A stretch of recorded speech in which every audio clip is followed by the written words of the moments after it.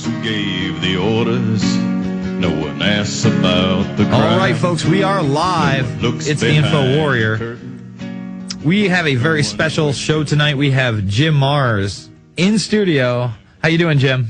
All right, Jason. It's great to be with you. It's great to have you.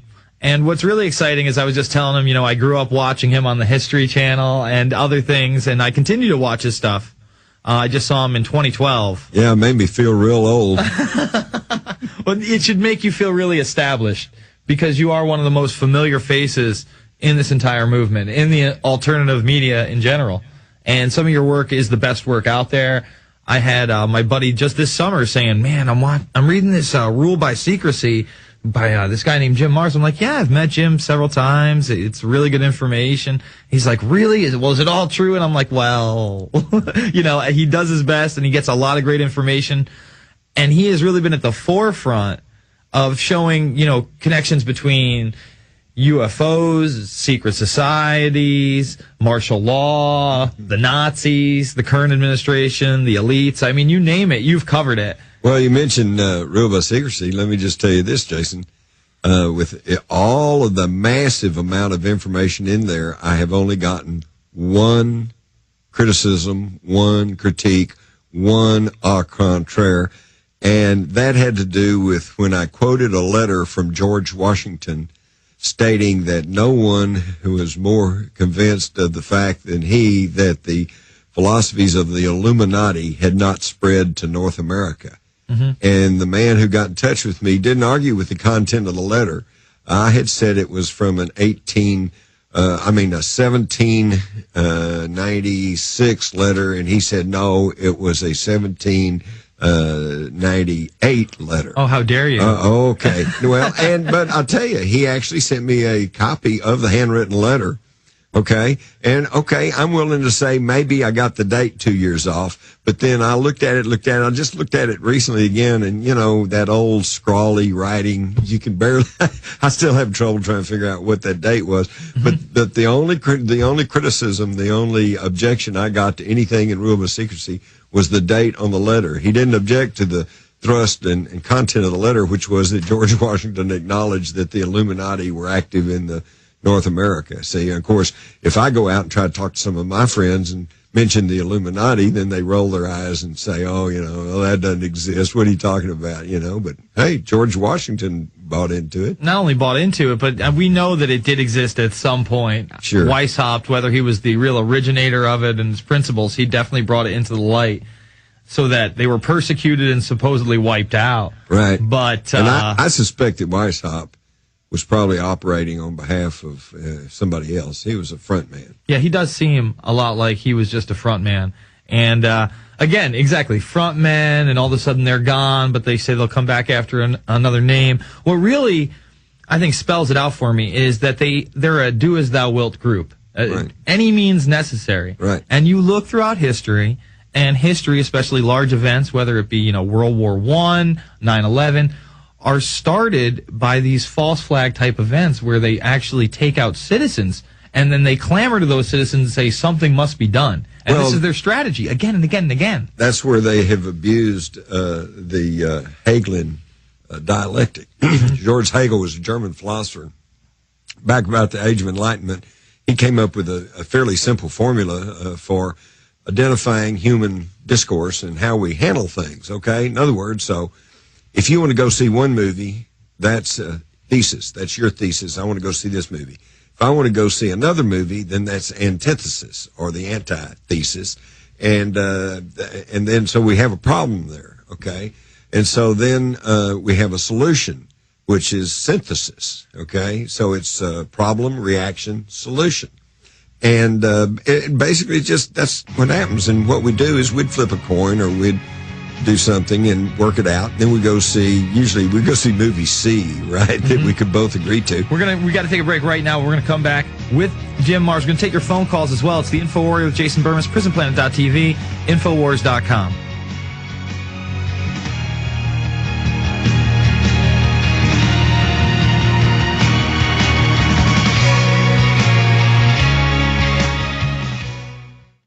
Paranoia strikes deep into your life it will create. All right, folks, we are back. It's the Info Warrior. We have Jim Marrs. And remember, we're going to be taking your calls. So, if you've read a Jim Marrs book, you've seen a Jim Marrs lecture, you just saw 2012, which you're featured in. It's a recent film from Disinformation. Please give us a call. This is an open forum for questions. This is just a pleasure for me. Now, you were talking about the Hegelian dialectic, problem, reaction, solution. Right. And so that, this came from George Hegel. And it was just kind of an outline of how humans resolve their differences, neither good nor bad. The people, though, who are trying to lord it over us, they took it one step further. They said, why wait for a problem? Let's create the problem and then offer a draconian solution. And when everybody goes, oh, no, wait a minute, we can't do that, well, then we'll back off a step or two, but we'll still basically get what we wanted in the first place. And this is exactly what they do. One example, for example, was the bombing of the Murrah Federal Building. And right after that, they all started talking up the militias and the Patriot movement and how dangerous that was. And, we can't have that. And so there was legislation put forth in anti-militia, anti-terrorist legislation, even back during the Clinton years. But everybody, said, wait a minute, we don't want to give up all our liberties. And so they softened it down and they cut parts out of it. But they still went ahead and passed some. And it was just another step towards where we are today, where now they're telling you can't grow a garden and you gotta put numbers on all your ammo. And if you don't, you're a criminal. And they're now, they've been building these FEMA concentration camps. And that's not me talking. That's not Jim Marrs. I'm not calling them concentration camps. The Attorney General, under George W. Bush, the first guy, he called them concentration camps and said, yeah, this is what we need to do. John Ashcroft, right? Mm-hmm.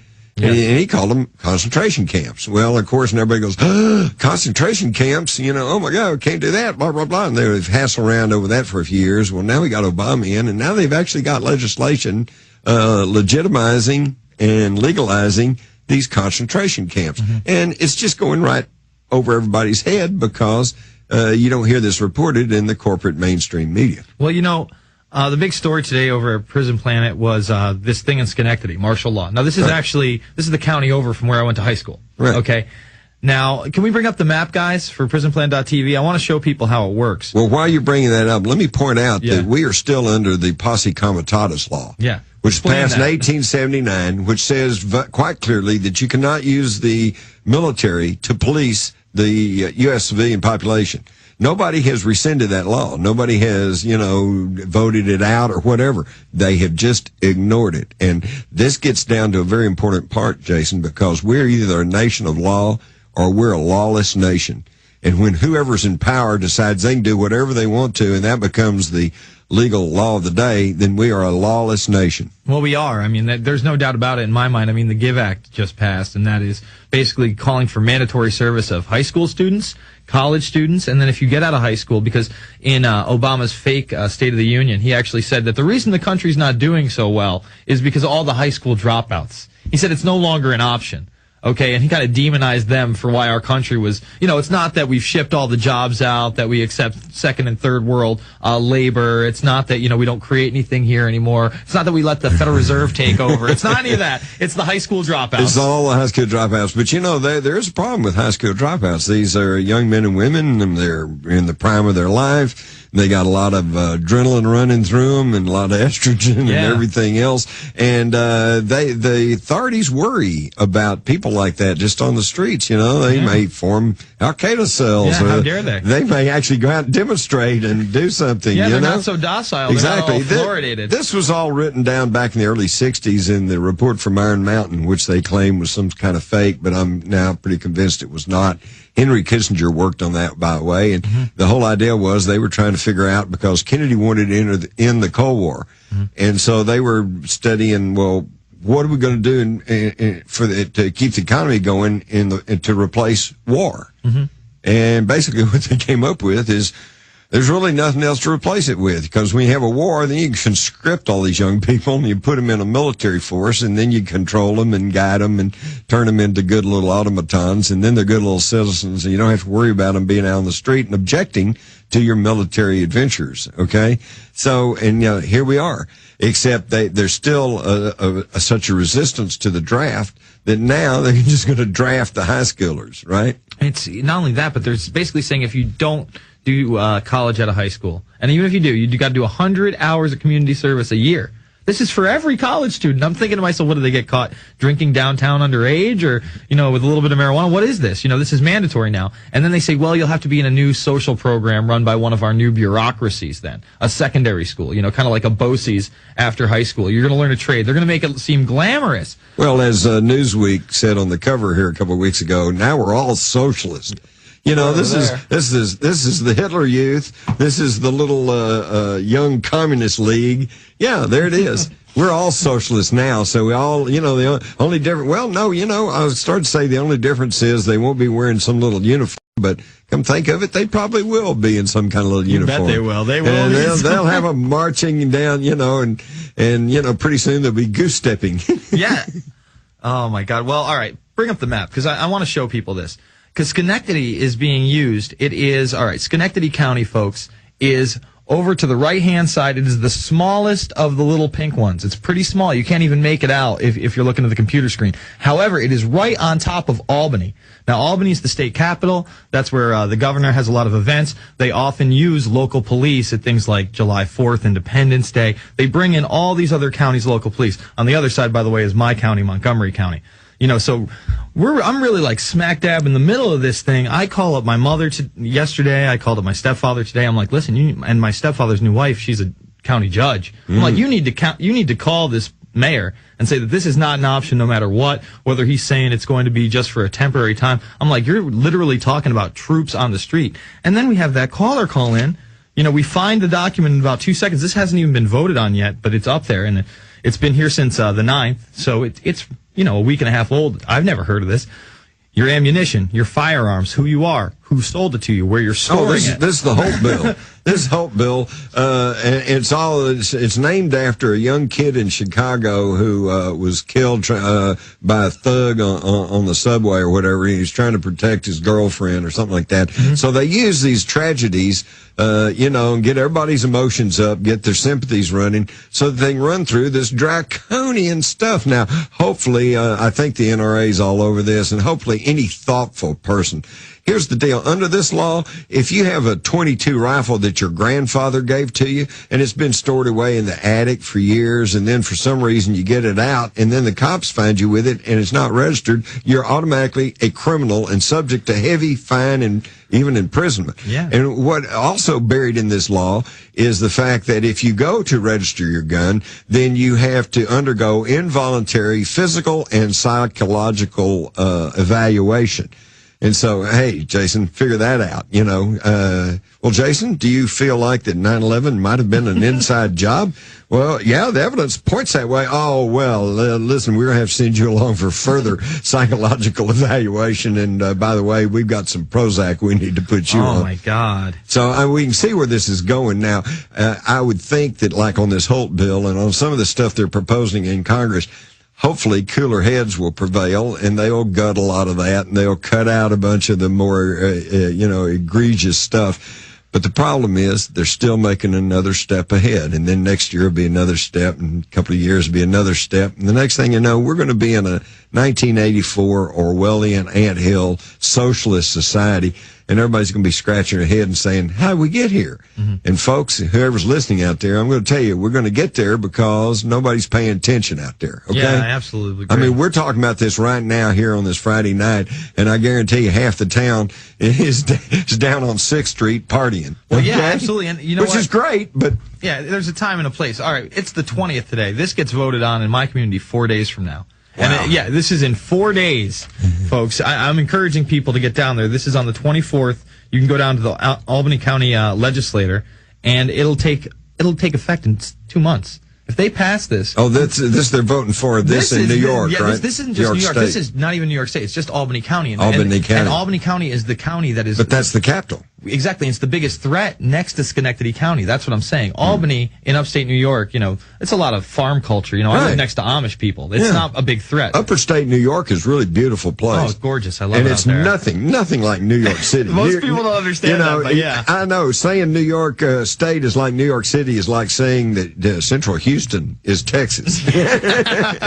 Exactly. But this is a local thing that they'll put in as an ordinance, and then they'll literally know where all the guns are in Albany, which would be the biggest threat to this martial law, because that's the biggest area, the largest area. That's where most of the gun owners are going to be. That's where most of the people with better jobs are going to be, And how many shooting massacres have we had in Albany? That's a big zero. Big zero. I mean, we've so definitely had some robbery, but why is there a problem there? But other states are beginning to flex their muscles. I think that it is Montana that has some legislation in place that says if there is a firearm or ammunition made in Montana, it is exempt from any federal firearms law. And folks, this is the type of thing we need to do. We just need to regain our control over our local communities and do what is necessary and what is right and what is proper without losing every one of our liberties. And I think that's why, Campaign for Liberty is actually targeted on this MyAct document that you guys talked about today. It's because that is exactly what that's dedicated to. It's having a government for and by the people again. In other words, you run for city council, you run for your local mayor, you run for your congressional district seat. All right, we're going to come back with your phone calls. It's 866-582-9933. Jim Marrs in studio, the great author and lecturer. Back after this, PrisonPlanet.tv, Infowars.com.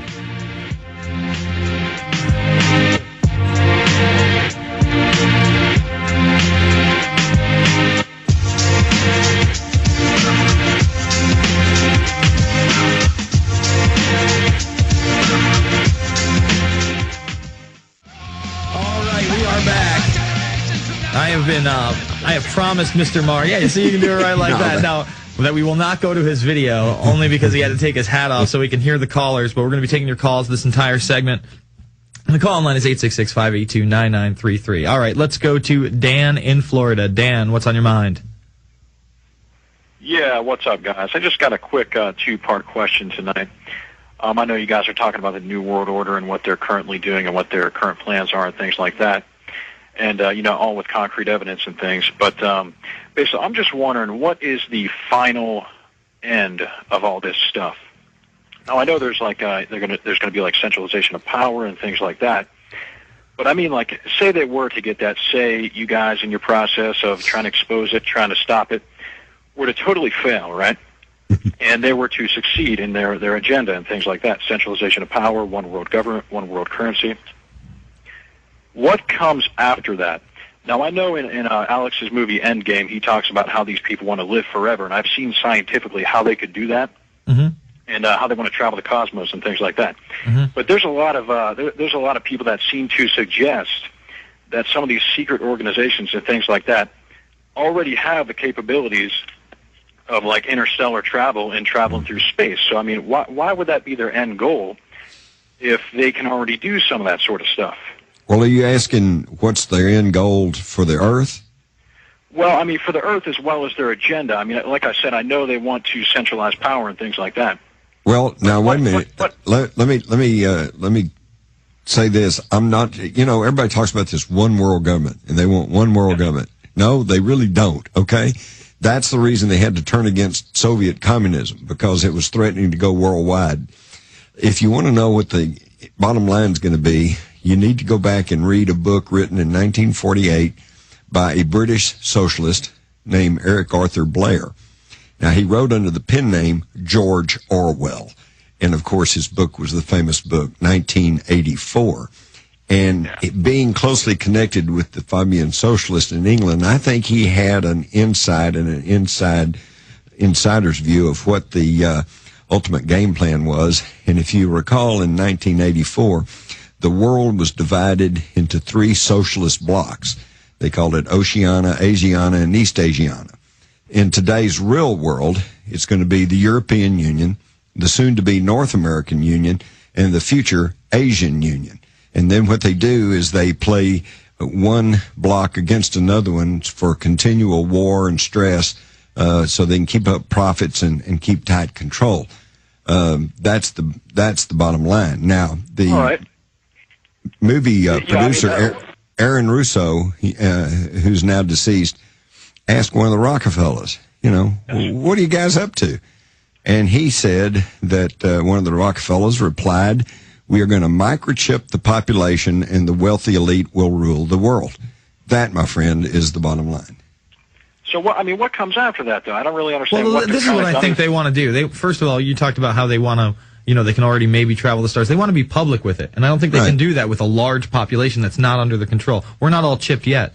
But if you can literally control somebody's monetary system, in other words, their means to have food, shelter, a family, a car, all that things with a chip, and then track and trace them, whoever's left is going to be your subservient slaves. Right. And they don't intend to have, all of us around. They intend to cut us by 80%. Their publications, their talks, their informal discussions, interviews, information that's slipped out, they want population reduction. They would like to see the total population of the world down around 500 million people. Okay. Yeah. All right. So what about things like 2012 and stuff like that, Jim? I mean, some people are saying, and there's actually PhD physicists, okay, saying that there could be problems in 2012. Polar shift and all that other stuff. Well, actually, he's in a new movie called 2012. So if you want to, right now, you can get it. And I thank you for the call because we have other callers. But you can get 2012 right now. You can get Jim Marr's perspective and about a half a dozen to a dozen other people. It's some really interesting people, quantum physicists and all this other stuff. I think we're going to all be here after 2012. I also agree. Okay? But if we're not, then who cares? Because what can we do about it? I think it's going to be a big profit margin for Hollywood. They're putting out that 2012 movie. Yeah. They put out another one last year. They're going to hype it up and hype it up and hype it up. And then it's going to be just like Y2K. When it doesn't happen, is everybody just going to be like, yeah, but wait just a minute. Y2K did happen. Well, okay? Yes, that's true.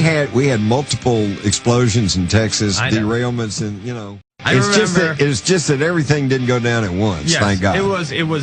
It wasn't what they said it might be. Right. And I think you will see. I think they want to bring in the North American Union in the public eye by 2012. I think that might be one of the goals. They like the number. They're into that, numerology. They're into the stars. I mean, it's their religion. They're into the occult, folks. It's the Info Warrior. We'll be back with your calls and Jim Marrs after this. All right, folks, we are back with the great Jim Marrs, author of The Fourth Reich, Rule by Secrecy, Crossfire, and others. I mean, the guy's done it all. How many times have you been a bestseller now? 4? 4 times a bestseller. Man, that's got to feel good, huh? It's got to feel good, right? Well, I've always heard of Rich and Famous, but nobody ever told me about Just Famous.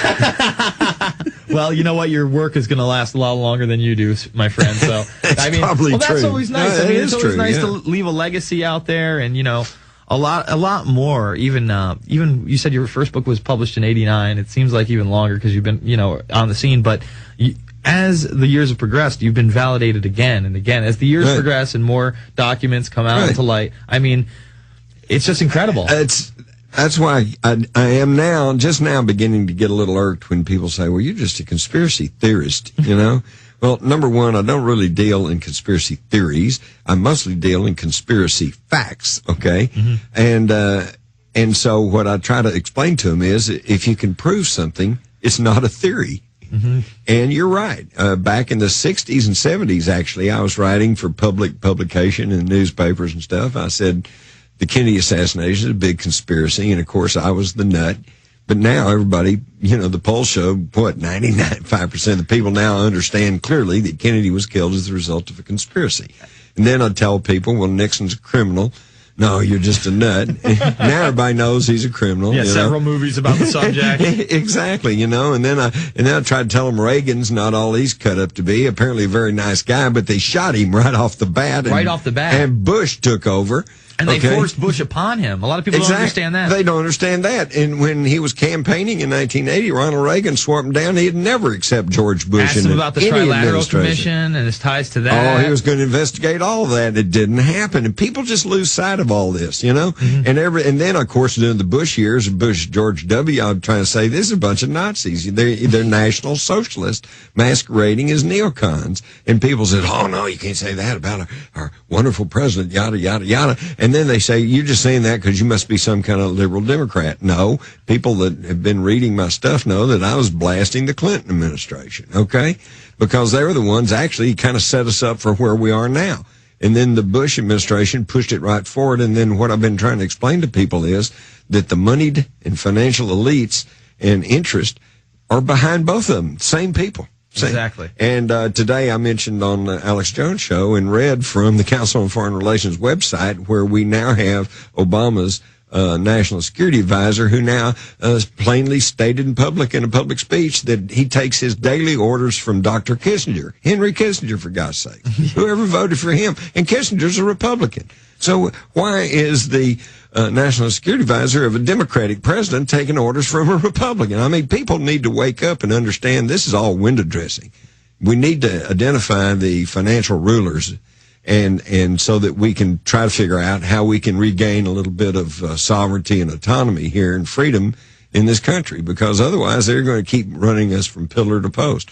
And when we start to figure out what's going on, then they pull some false flag operation, or they have some shooting spree, or they'll send somebody off their meds and get our minds off of it. You know, oh my God, look what happened today. Or they'll go on Leno, you know? yeah, go on Leno. Well, see, that's it. That is the dumbed down culture that we are now cultivating. And there's a reason for this, Jason, because you never hear a national politician today refer to the Republic. Yeah. They don't talk about the Republic anymore because we're not a republic anymore. Mm-hmm. All they can talk about is democracy. Democracy. Got to save democracy. Got to go overseas and fight for democracy. Mm-hmm. Got to bring other people democracy. Well, go check the dictionary. What is democracy? Ruled by the majority. Yeah. In other words, a lynch mob. Yeah. And we don't even have that. I mean, let's be honest. If it was a lynch mob, you think people would be able to keep their homes and keep their jobs. I mean, it's all rhetoric, man. And it's all rhetoric. It's all rhetoric, but they control the masses because they control the mass media. Yeah, absolutely. You know, that's why they talk about democracy. Yeah, they hype up Obama. I mean, that was over every news network. Obama. He's on Leno. It's the first time a sitting president is on the Late Show. Oh, my God. All right, let's keep taking calls because I got a full line of callers. Let's go to Leo in Massachusetts. Leo, you're on the air with Jim Mars. Thanks for taking the call. Mr. Mars, I know you've done some great books, and I think for some reason the choir doesn't know how to sing. And I think what we really need is a good manifesto of 10 things to do and 10 things not to do. And the title of it should be, Are You a Good German or Do You Want Your Country Back? I love it. And, you know, interestingly enough, it sounds suspiciously close to what I'm kind of planning for a new book. So I'm not going to go into that much anymore, but I think you're on the right track. But the thing is this, see, we should have it adjusted to each individual demographic so that these 10 things to do and 10 things not to do are within your specific demographic. So we should break the whole culture down into city, suburban, rural, and also into the economic classes. So what you can do as parts of each economic class. And this way, I don't think there's going to be that many economic classes in the next 6 months. After this year, there's just going to be the haves and have-nots. Yeah. I'm still looking for the 100th monkey to appear. Mm-hmm. Right. And when we all kind of figure it out. And well, I'm working on it. Yeah, Leo, I thank you for the call, but I got to go to some other callers. All right. One little thing. All right, go for it. I want this to be a universal thing. I want people like Celente, Chapman, bunches of people to sign on to this because more the merrier. That's what they're afraid of. They're afraid of us getting together and signing on to a manifesto of 10 things to do and 10 things not to do. And I want something. I want it funny so that it can put up on the water cooler. Do you realize how damaging water cooler stuff is? No, I hear you. Hey, Leo, I know you called in earlier in the week with that same idea. It's a good one. I hope that they can get together. Before we go to the next caller, so you are working on a new project right now. Fourth Reich's been out for, about 6 to 12 months now, right? Yeah, in fact, it's getting ready to come out in the paperback in June, so that'll even get it wider circulation. Excellent. But like Leo said, you know, you can't just always give them the bad news and tell them this is bad. You got to tell them, hey, here's what you could be doing. Yeah. You know? No, I agree. Hey, you know what? This is an upbeat radio show. I know Alex gets a lot more excited than I do, but even though I'm going through these news like martial law, I do try to tell people, if you live in that area, whether you're in Schenectady County or not, call the mayor's office. Yeah. If you live in the Albany area, go to the Albany County meeting and say, you know what, we don't want this gun legislation. It's absolutely ludicrous. Right. So, and then add a little code of that and say, if you pursue this, I'm going to work to the best of my ability to see that you're out of office. yeah, exactly. He's like, well, I guess I'm going to have to run against you then. You know, people start listening when you're thinking about taking their job. So, right. you know, again, that's why Campaigning for Liberty is targeted in this MIAC document. All right, let's go to Ken in New York. Ken, what's on your mind? Yes, Jason and Mr. Mars, thank you for taking my call. You got it. Howdy. Yes, I live in central New York, Mm-hmm. a few miles southwest of where Jason Burmis is from, actually, Prattsburg. Okay. What I'd like to comment on is, and I've only gone through about 97 pages of your book, Mr. Mars, thus far. It's kind of heavy reading for me. But I want to comment on what I'm seeing from Reuters right now regarding the White House garden. The White House has actually planted a garden, and I've seen reports of this H.R. 875 thing. Yeah, the organic farming bill, the one he was talking about earlier, that they don't want you to even have a farm in your backyard to be able to, Exactly. you know. And what I see right now, as of 6 o'clock Eastern time tonight, is that the First Lady actually broke ground on a White House vegetable garden today, digging a plot on the mansion's south lawn to help provide her children and visitors with fresh, healthy food. And they're also going to have a beehive there, you know. So, well, it's all for show, for the newer, greener world. They want to look like they're helping the earth. They want to look like they're for the people. So they can have it. They can have a garden, but I can't, right? That's now you're kind of getting to it. Yeah. Well, I don't agree with that, and I don't either. I'm going to be planting anyway, you know. So, you know, Well, it sounds good to me, man. Watch for the helicopters. You know, the White House is our ground. That's Our right. ground. Well, they've lost sight of the fact that they're supposed to be public servants. They're supposed to be serving us. We're not supposed to be serving them. Right. Yeah, I mean, obviously they're just acting like authoritatives, and it is kind of like that psychology where, you know, the masses, most people who don't have gardens, who have no incentive to have a garden, they're going to see Michelle Obama with the garden. They're going to be like, see, I can have a garden, and they're not going to realize that, no, you can't. Then they'll be neighbors- busted. Yeah, exactly. Then they're busted. Then they're in a database. It's absolutely ludicrous. Thank you for the call, Ken. All right, let's jump to Chris in Maryland. Chris, what's happening? Yes, sir, Chris. We got him or you drop him? Let's go to Zach in New York. Zach, what's up? Did we lose all the callers? They're dropping like flies. I guess. Either that or we lost the guy in Minnesota. All right, we'll wait for our next caller coming in. Never mind. Anyway, so you got a new book coming. You said paperback in June. Right. How much longer do you think till a new book? You usually take about 18 months, 2 years in between, or is this going to be the big one? This may take coup de grace? This may take some time. Yeah. Really? Well, yours are always super thick too. I mean, I don't believe that is not a valid argument. no, it's definitely not. No. It's kind of a self-serving argument Yeah, where it's you like know, I if get you- to stay in my own little bubble. I mean, you're welcome to believe any cockamamie thing you want to, but if you're going to say that's not right, then I'm the first one that wants to know, well, what's not right about it? Show me what's right, okay? And believe me, I pride myself on someone who I will say I'm wrong if I'm wrong. You know, if I said that this is what the National Security Advisor said, and then they come back and say, no, he did not say that, okay, then and prove it to me, well, I'll be the first one to go, okay, folks, I'm sorry I was wrong about that, but I've never had to say that. Which is a very impressive thing. Because I check my facts. All right, let's see if we got these guys. They're telling me they're there. All right, let's go to Zach first. Zach, are you there? All right, I guess, I don't know. I am saying that they were there. I guess we might be cut off somehow. I don't know. Whatever, we'll talk about something else for a minute. Now, Crossfire, that was used in the JFK film. Right, that was one of the two books. Yeah, and I mean, that's just totally impressive towards me because, you know, I had seen some of the Oliver Stone stuff, but not till JFK was I really like, wow, this guy's an amazing filmmaker. And it really, you know, I think it opened the door for, you know, the History Channel was kind of in its infancy, and it had The Men Who Killed Kennedy on after that. And that was really an eye-opener, you know. I mean, I think, what is that, a 6-part, 2-hour series? So it's like 12 hours long. And then I think they even ended up doing an addendum to that later on, right? Yeah. I'm into all this stuff. So It's just, how does that work? How does someone contact you? I mean, you obviously, I saw you put that book out in '89, and it was '92 that it actually hit the New York Times bestseller list. Right. So obviously, this is kind of an underground book. Well, I was just kind of in the right place at the right time. Mm-hmm. Oliver Stone had already decided he wanted to do something on the Kennedy assassination, and he had already decided that he was going to use Jim Garrison, the district attorney in New Orleans, as a central character.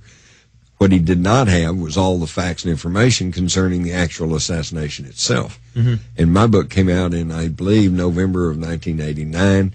And in January of 1990, like 2 months later, I'm contacted by Oliver Stone's people, and they say, are the movie rights available? And Oliver Stone would like to make a movie out of this. And I'm going, well, gee, yeah. Yeah, Sure. well, I guess that if we have to, okay, I guess we can do that. That's right. We can do that. And then the next 2 years was quite a fascinating experience.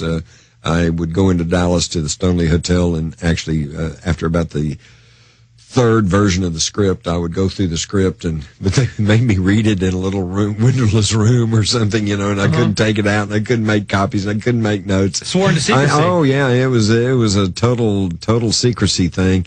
And but I would say, no, I don't think this is right, or I think this is right, or this, that, and the other thing. And so I did quite have a lot of input into the thing. And also I was quite impressed because they didn't just take the information in my book and just run with it. Mm-hmm. Oliver Stone had a pretty full-blown research staff headed by a woman named Jane Rusconi, and quite a competent lady. And they went back and backtracked. And they went back and talked to some of the same witnesses I'd talked to. They looked at the same documents I'd looked at. They looked at, followed my trail. And came to the same conclusions I had come to. Mm-hmm. Yeah, and it's just such an impressive film.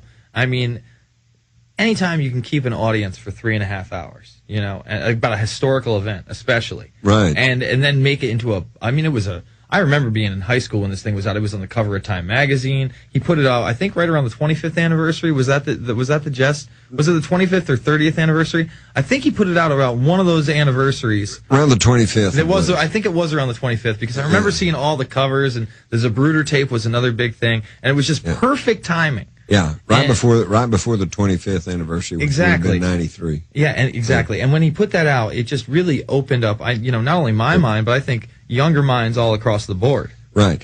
Are you aware that he shot over 1,000 hours of film? Is that true? Yes, and then edited that down to whatever it is. It's not quite 3 hours, I think, but it's like 2 hours, 2.5 hours or something. I've seen some of the cutout scenes for sure, but not 1,000 hours worth of cutout. 1,000 hours. Well, that's why my wife and daughters are still a bit irked, because there was a whole scene we shot all day at Love Field in Dallas, and my daughters and my wife were actually as extras. Okay? Oh, really? Yeah, they dressed them up, put them in the 1960s hairstyles and clothes. And they were so excited, and that whole scene got cut from the movie.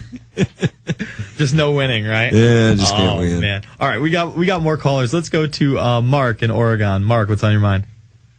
Yeah, hey, Jason and Jim, great to speak with you.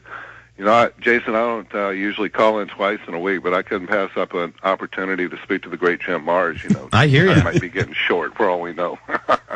He looks great. He's going to be around another 25, 30 years easy. Another 45, 50.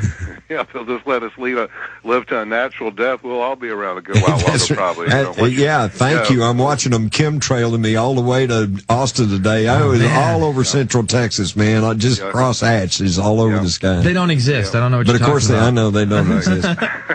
Look, I live on the very edge of the country here, right on the Oregon coast, and just the day before the inauguration, they do have them out here on a regular basis if there's no wind or clouds or foggy, rainy weather.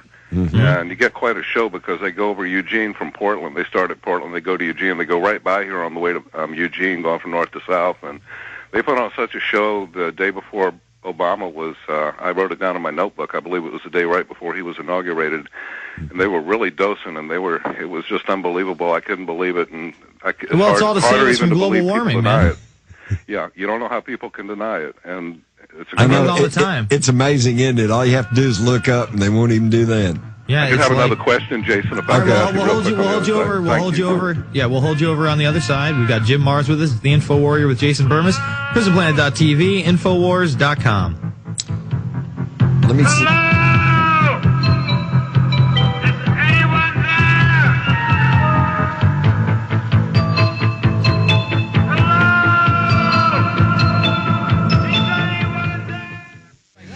We are back with Jim Marrs. The Fourth Reich is the latest book. We got one coming up hopefully soon. He's telling us it's going to take a little bit of time, but that one goes into paperback, and of course, Rule by Secrecy and Crossfire and others. I mean, Above Top Secret. Above Top Secret. How can I forget Above Top Secret? 20 of the top conspiracies right there, just each one encapsulated in one chapter. You can read it, overnight. And I've always wanted to pick your brain about the Majesty 12 documents too. I've read those, and those are like, that's like George Norrie stuff. We could talk about it forever, but those are just crazy documents. Well, that's why you have to read The Rise of the Fourth Reich. I need what to. you're going to find out I'm is taking it home tonight. Before it was Majestic 12, it was Magic 12. Yes, I've seen the Magic 12. MAJIC, okay? Mm-hmm. The Nazis had a occult psychic program under the general heading of Magic, MAJIK. Mm-hmm. So I'm wondering, did we brought their rocket scientists and their mind control experts? Did we bring their psychics over here too? As part of Paperclip, it's definitely plausible. Sure. Definitely plausible. All right, let's take that second question from Mark. Go ahead, Mark. Yeah, Jim, I know that you've compiled a vast amount of knowledge, over a good number of years. I follow Bob Chapman and Gerald Celente these days as far as, good, accurate forecasting. They don't always agree. In one area they don't agree, as I remember it, is the area of when, it's a matter of if or when, however you want to say it in polite company, but according to them, it's a matter of when they forecast there will actually be food riots/riots in the streets of America due to the economic deprivation that will increase as we go along here, as people lose their jobs at the rate of, as it is now, 600,000 per month. Right. Gerald Celente looks at this summer. Bob Chapman looks at a year to 2 years down the line. Like, if you can, and I'll sign off after I just ask you to please briefly describe what you feel in your gut and or you've derived from your knowledge and research and contacts, what the rest of this year is going to look like as far as significant disruptions in the lives of most or all of us, chaos, in other words, you might say, and shades of chaos. I sure would hate for it to go to chaos, but I really don't. I don't see it getting any better anytime soon. Have you heard of the Baltic Index? No, I haven't, Jim. Okay, the Baltic Index is where they keep track of all of the food shipping around the world, and the container ships and this, that, and the other thing. It's down 94%. Nothing's moving. Okay. Yes, and already there are some of the shelves on Target and Walmart that are getting a little thin, and I don't know. I don't want to get to predicting. For one thing, I don't want a self-fulfilling prophecy. That's If you tell people, attraction. Yeah, if you tell people that there's going to be a food shortage, then they all run out and buy up all the food, and there is a food shortage. So well, there is a lot of that, and it can very well be true because, as you may have heard, they're not planting much this year in this country because the commodity prices are so low. That's right, and that's why I'm so upset with this food safety modernization bill that basically is going to make it illegal to grow your own food. I mean, what the heck is with that? That's the worst time in the world to tell us we can't grow food. Trying to demonize people, saying that they're the problem. You're not going to be able to go through our pasteurization process, therefore your meat's going to be unsafe and your cheese and milk is going to be unsafe. Meanwhile, the bird flu vaccination has two types of bird flu in it and a type of flu virus. I mean, that's another thing. I'm glad you all. Thanks for the call, by the way, Mark. We're going to go to some other calls in a minute. Go ahead. Just to put a capper on the comments to Mark. I don't want to be too gloom and doom, but it doesn't look good. I think we're going to be very fortunate if the U.S. dollar holds up till the end of the year. Yeah, I agree there. And then again, you find them shipping out to 14 different countries this vaccination, this cure for the bird flu pandemic. with the deadly avian flu in it. Thank goodness for those Czechs who decided to check on it. Yeah, thank God they injected that ferret. We'll be back after this with Jim Marrs, PrisonPlanet.tv, Infowars.com.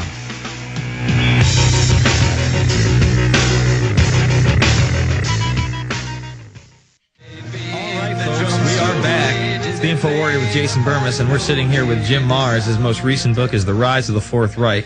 Really awesome cover. Did a bang-up job on it. Very, very attractive cover. This is the copy I'll be taking home with me tonight because I can't, after talking to you, I got to read the book. I mean, I absolutely have to. And if you haven't read, I mean, I've been reading Jim's stuff again since I was a kid. You know, I was a younger guy and I was in high school, and that's kind of where I came across your material, and whether it was, you know, short stuff that I would find really in college on the internet, because the internet wasn't really around much until I was in college.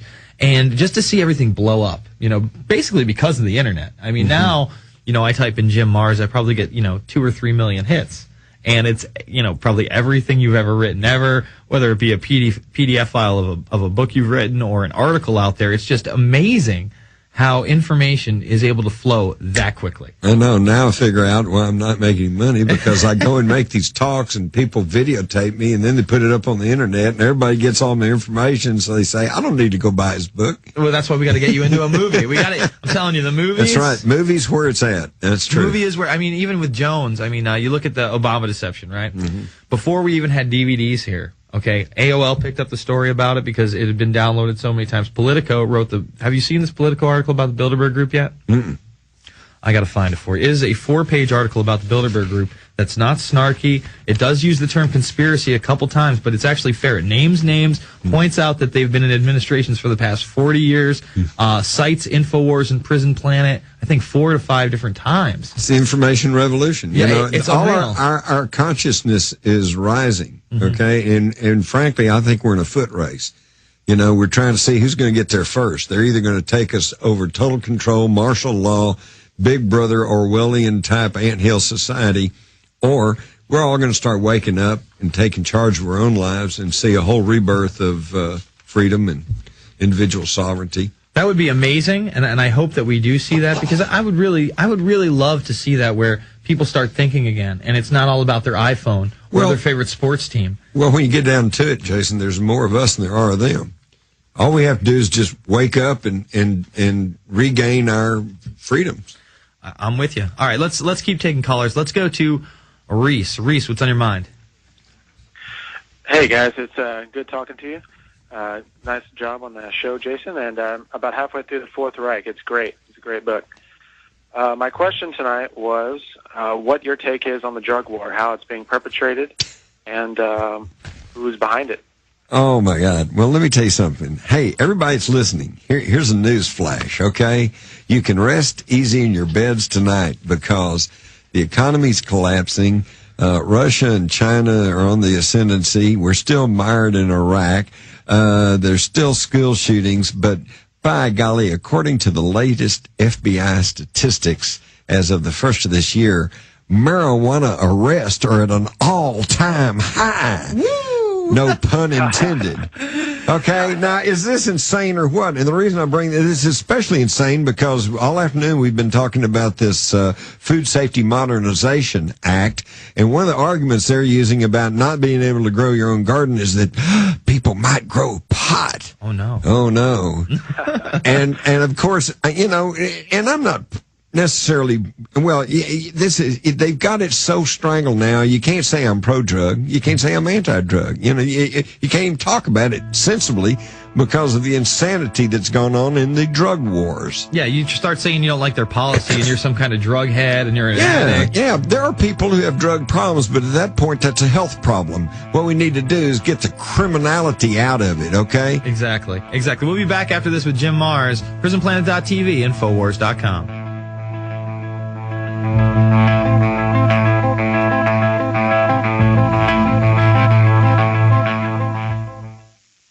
All right, we are back with Jim Marrs. It's the Info Warrior, and we were just finishing up on the drug war, Jim. Oh, we could go all night on the drug war. The drug war is where they got the foot in the door by bypassing the Posse Comitatus Act. Because, you know, years ago, they said, oh, well, we got to stop the drugs. And so we're going to bring the Navy in and the Coast Guard and then have the Army get in and, you know, da-da-da-da-da-da-da. And, of course, everybody had been so stampeded over the fear of drugs. And let me tell you, folks, if you think we have a drug problem, you're right. But it's not the illegal drug problem. We have a legal drug problem that's out of hand. Half the country is on some sort of antidepressant or some kind of, you know, downer. Then they can't even make it through the the day without popping some pills. And in fact, these school shootings and these teen suicides that has everybody so concerned, in my book, The Rise of the Fourth Reich, I point out that virtually every single one of these shooters and these teen suicides involve kids who have been put on psychotropic drugs. Yeah, reuptake inhibitors. Exactly. For example, here's a clincher. Prozac, which is one of the most abused of the prescription drugs as an antidepressant, its technical name is fluoxetine, and it's 94% fluoride. Oh, my God. Now, think about this, Jason. If you want Prozac with its 94% fluoride that will dull you down to where, oh, I'm not depressed anymore. Yeah. Then you have to go to a doctor, and he has to sign a prescription, right? Yeah. And yet, right here in Austin, Texas, I'm sure their water is fluoridated, which means you've got undocumented, uncredentialed city workers dumping fluoride into your drinking water. Yeah, it's and then nuts. we wonder why people are dumbed down. I don't wonder. All right, let's keep taking calls. Let's go to Zach in New York. Zach, what's up? Hey, Jason, just want to say, damn you for waking me up. And I understand the caller. I understand the caller. It's uncomfortable. David, let me sleep. Exactly. Sometimes I just want to go back to bed, but, I can't resist. But Jim Marrs, I've been reading your stuff forever. I was in second grade when Kennedy was shot. Now, you guys are making me feel really old here. Well, I hear you, but I enjoyed reading. I was just curious on your book, Ruled by Secrecy, right? Mm-hmm. The reptilian thing, what is the deal there? This is $1 million question. I get this all the time. That's right. Well, let me ask you this way. What is the deal there? I don't think anybody knows for sure, but there is just tantalizing things all through history. We do know that we have reptilian DNA in our our brains. We know that, and then we know that there's somehow there's a cultural species type underlying ground fear of snakes and things, reptilian. Where did that come from? Even you go back to the Bible, you got the snake in the Garden of Eden. I don't know. There's something going on there. I'd be the last one to try to say outright. I know I get a lot of people ask me what I think about David Icke, all the time. Who's always heavy into this reptilian thing. And I'll tell you what I tell them. I say, well, I've had enough background in public relations and advertising that I don't think I'm going to win more friends and influence more people by publicly calling the Queen Mother of England a 200-year-old reptilian cannibal. Yeah. Okay? But having said that, I'm not prepared to say definitively that he's wrong. So I think that this is something that's in my file. I go, I always encourage people, I say it like this: read everything, digest everything, take everything with a grain of salt. Everything. Everything. I mean, listen, first of all, we're human beings. Right. The very definition of being human is you're going to make mistakes. Right. The minute I stop making mistakes is the minute I forgo being a human and I'm some kind of godlike creature. It's not going to happen. It's not in our DNA. So obviously we're going to make mistakes. And I mean, being human beings, it's proven throughout history. We just can't comprehend certain things until it's in the general populace. And, we can all learn it. I mean, again, you wrote 200 years ago. Yeah, how do we know? Go ahead. We just have to, that's, again, you can write as many books as you want and do whatever, but we're all just, reaching out. We really don't know. And that's what really, I don't know. We don't know about a lot of things, my friend. There are some big questions in the universe. The 2012 documentary, interesting as hell, but they can't all be right. You know what I'm saying? By the way, I thank you for the call. Guys, that's why I got in the first place. I simply have this burning curiosity. I want to know what's going on. What's really going on? Mm-hmm. Who's the little guy behind the green curtain? Yeah. I just want to know. I'm not making any judgment. I'm not saying I'm for it, against it, or anything else. Although the way things are going now, it's more and more making me say, wait a minute, this can't be right, because I was brought up in the old republic, when we were actually kind of free. And, but I just want to know what's going on. And, you're right. The more you know, the less you know. Yeah, no, it's exactly. There's always another rabbit hole to dig down into. You know what I mean? Yeah. Sometimes I'm kind of like the caller. I kind of like say, geez, I think I'll just go back to bed. Those are, that's way back in the past for me. I mean, I used to think that way only when I really woke up to 9/11. I think that was, being in New York and, really buying into the propaganda, and then just the reality of knowing people that lost people on that day and being, that close. I think that was really just a spur to me. And at first it was like, yeah, I'm waking up with cold sweats at night. I don't want to know this information. But once you overcome that, I mean, how can you go back? You can't. That's the whole thing. In fact, I try to warn people who say, oh, I want to learn more. I want to learn more. I say, listen, when you start down that path to truth, I said, I can tell you this, you can always stop, but you can never go back, because once you know something, you can't unlearn it. Okay? And let me tell you something about 9/11 and the Kennedy assassination. See, the Kennedy assassination was kind of that thing for me because it happened in my backyard. Yeah. And it happened, and there were people there that I knew, and in Dealey Plaza. And then in my course as a newsman, I talked to people involved, the cops and the city officials and blah, blah, blah. I was good friends with Jim Wright, and who was in the motorcade. And I worked with newsmen who actually worked on the case. I met Jack Ruby prior to the assassination. I knew who was running Dallas, and I knew what the politics were, and yet I wasn't directly involved in it because I was just a young college guy. But let me tell you something. Right after, about 15 years after the Kennedy assassination, it was just considered impolite to even discuss it in company, in good company, okay? And we're going through that same period right now with 9/11. Yeah. Most people, I don't want to talk about that, and let's don't discuss that. It's really terrible because now, and this is the people who are behind these events, this plays right into their hands, because what happens is then 15, 20 years later, then younger people come along, they don't have the emotional attachment to it, so they go, well, let's look at this. Oh, holy cow, look at this. It was an inside job. There was more than one gunman. Something's going on here. But by then, everybody goes, oh, that's on news. Who cares? And like right now, here we are 42 years after the Kennedy assassination. And I tell people, hey, Kennedy was killed. It's a big conspiracy. Okay. And it was covered up at the level of the federal government. Well, it's the same thing I've been trying to tell people since the late 60s. But then I was a nut. Now everybody goes, yeah, okay. Yeah, no, I hear you. But what gets done about it? Nothing. Well, at least to the church committees, to their, I don't even know how to say it. I can't even give them props for it because they didn't follow up with any of it. They had their little house assassination. They said, okay, Robert Kennedy, John F. Kennedy, and Martin Luther King were killed by conspiracy, but whoops, it doesn't look like we can do anything about it, and we can't pursue it further. But at least they copped to it. Well, they did. They did. In fact, see, a lot of people don't understand that. The last official word of the federal government of the United States in regards to the Kennedy assassination is that there was a second gunman, according to scientific evidence, plus other evidence, that was shooting at him from the infamous grassy knoll. Yeah, the acoustics and whatnot. Exactly. And that he was killed probably as a result of a conspiracy. But we're out of time and money, and we don't know who that guy was, and he probably missed. So it's still Lee Harvey Oswald with 3 shots from the Scuba Depository. I mean, it's really nuts. And then people, with the media, see, the media is what, that's my boogaboo, because I come from the media. I worked in the establishment media, and they have totally dropped the ball.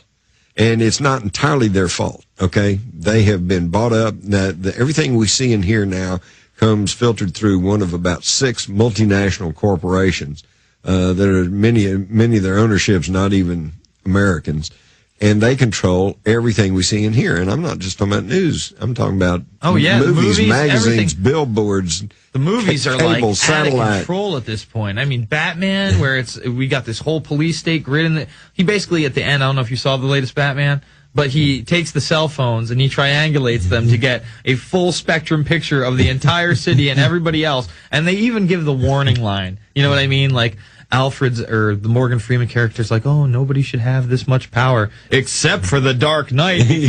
Because he's the good guy and he's here to protect you. He blows it up or something. Yeah, he destroys it. God. But what they're trying to tell you folks is the technology is out there. If you have a cell phone and you know that your cell phone is sending a signal to a satellite or a cell phone tower and that it can send a signal back, that means they can listen to you. They can track you anywhere. And this is known technology. Yeah, well, you know what? I point out to other people. Be thinking about what they're not telling you about, which is probably 20 years ahead of this. Yeah, I forgot to give this to Jones, but he's going to want this story. In the UK, they now have put trackers, GPS trackers on 20 different patients with dementia, and they're trying it out as a new program. But I often just tell people, look, go to eBay, type in microchip, implantable, and pet. And for literally $9.99 plus $3 shipping, they will send you one. You can do it yourself. You have the kit. And then for an additional $6 a month, you can track yourself. And what's it going to take to add a small explosive charge so if they don't like where you're going, they flip a switch and your head blows off? Well, that's nanotech. They can do that now. They can do it. All right, we'll be back with the final segment with Jim Mars and your calls. The Info Warrior, PrisonPlanet.tv, Infowars.com. Folks, final segment with Jim Mars. We got like 5 callers on the line. We'll see if we can get through all 5 in this very short segment. All right, let's go to Jason in Pennsylvania. Jason, what's on your mind? Jason, are you there? Yes, sir. This is James. Okay, James.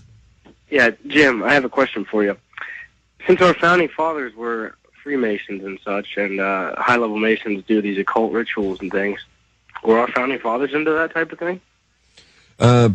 Probably not, and because you yourself said it's just some of the higher leaders, some of the inner core leadership that are closely tied to European Freemasonry. They may have some of the secrets, and they may be heading off into some of those occult areas. My father was a Mason, a Shriner, and I can guarantee you he didn't go to satanic, rituals. What about Benjamin Franklin? The case has been made that they exhumed that house out in England. They found all those bodies. He was a member of the Hellfire Club. Maybe him. Benjamin Franklin's another case. Again, he was over there in the Hellfire Club. Yeah, Hellfire Club. He was in Europe back and forth. Europe, and he was tied in those European. So maybe things. The case could be made for. There could be a handful, but as far as the Freemasonry in America, first off, it got really gutted during the mid-1800s after the anti-Mason party and all that. Yeah, exactly, and it took them a long time to build up, and after they built up, I think today the rank-and-file Masons are good, decent people. And you got one out there, there. There you go. All right, hey, Jason, I got to jump because I got other callers. I thank you for the call. Let's go to Bob in Colorado. Bob, what's on your mind? Bob, we got you? Truman in California. Truman, are you there? I'm here. Can you hear me? Yes, sir. Fantastic. Thanks for taking my call. You got it. Big fan of the new show. Really appreciate everything. Thank you. Just 2 quick points. Number one, I work in the medical marijuana industry out here in California, and I'm very proud of the progress that we made. I just want to make a quick point to this. That it seems like every time we make positive advances forward, it seems like it's an information grab for DEA, FBI, CIA, and other communities, including the Department of Motor Vehicles, because they started recently suspending driver's licenses of people who actually went and listed themselves as users of medical marijuana. Well, the federal government is willing to come after you guys, even though you have state legislation that says, hey, we're allowed to do this. There's a great movie out there called Super Jaime, which is kind of in the backdrop. The federales come in and shut down all these legal shops. Jim. Well, I watched all that, and, the people in California, and congratulations, caller, you guys really did a good job. And the voters, the people, said, we want medicinal marijuana. True democracy. Okay, that's democracy. And then I remember this happened about the 1st of June. The federal government said, well, the people have spoken, and, the news media is asking them, are you going to go after them? And they're going, well, the people have spoken. And less than a month later, they were raiding the medical marijuana clinics. It's insane. It makes a joke and a mockery out of freedom and democracy. The holders actually flip-flopped his position several times. There on the front page of yesterday's paper, it said, oh, no, we're not going to go in and raid these dispensaries unless they're breaking state and federal law. Well, there you go. The federal law is what, well, here's what you've got to do. What you've got to do, now you guys got to work with the state legislature that says if there's an issue voted on by the people of California, any federal law, directive, or policy is null and void. And we've got to regain control over our local communities and our local states. Absolutely. Truman, I thank you for the call. Let's jump to Steve in Texas. Steve, what's on your mind? Yes, Steve. Did we drop Steve? Bob? No? I'm here. Oh, yeah. All right, go ahead, buddy. All right, Jim. I just got on watching your interview today with Alex. I was going to ask you that little detail you dropped about the document you got from the CFR website about, I think it was Bush Sr. getting a Henry Kissinger Award on that lake. No, that came from Fox News. That was on the mainstream media.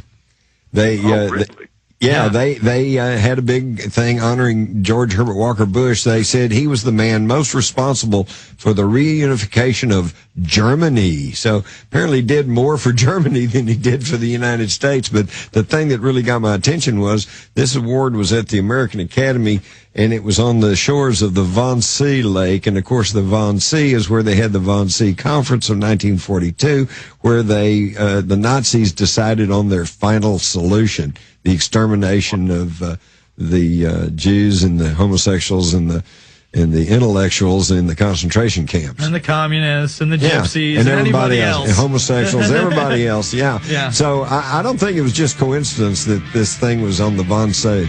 Jim Marrs, what an incredible 90 minutes. I want to thank you so much for doing the show. Alex wanted me to spray you with some of this spray right deodorant? Here. No, it's actually, you're a terrorist compared to this, so it's empty. It's compressed air, folks. We'll be back after this. It's the Info Warrior, PrisonPlanet.tv, Infowars.com.